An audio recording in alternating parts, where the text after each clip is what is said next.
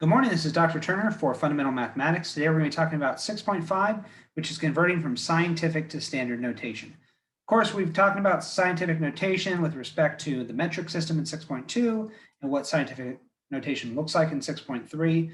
We know that it is a way of converting very small to very big numbers, and while it is beneficial, sometimes we have to convert it back to standard form to be able to compare it to other values.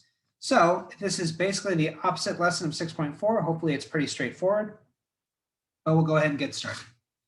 So for this whole lesson, we're going to be starting out with scientific notation, and we'll start out with a big number, 3.5 times 10 to the fourth power, for instance. And we want to convert that scientific notation to standard form. Standard form means we're not in scientific notation. It's just a number written out plainly.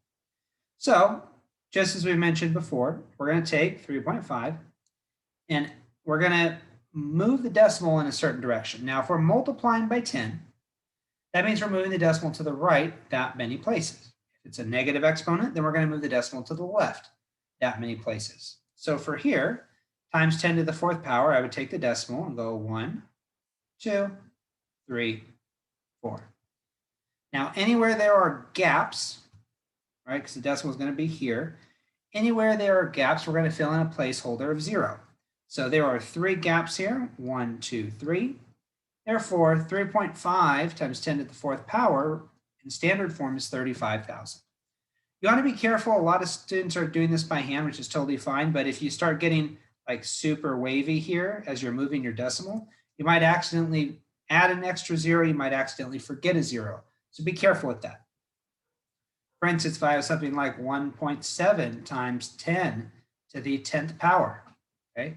I have to move the decimal over 10 times. So I'd start with 1.7 and then I'm going 1, 2, 3, 4, 5, 6, 7, 8, 9, 10.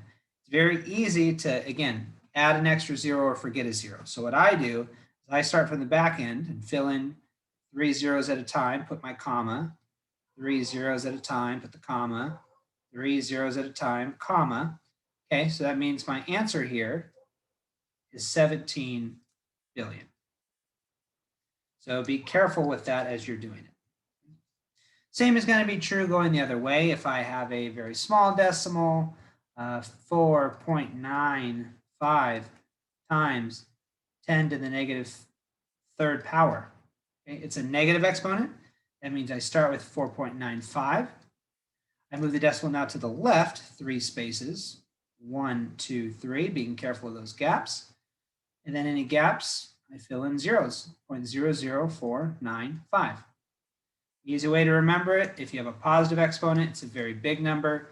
And if you have a negative exponent, it's a very small number. Just a way of catching yourself, making sure you're moving the decimal in the correct direction.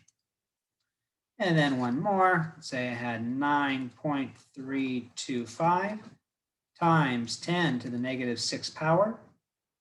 Start out with 9.325. Decimal is going to the left. 1, 2, 3, 4, 5, 6. Fill in the zeros. So it's 0.000009325. So hopefully this in conjunction with 6.4 will help get you over the hump. If you have any questions, please reach out to me during office hours. Otherwise, have a good day, and I will talk to you soon.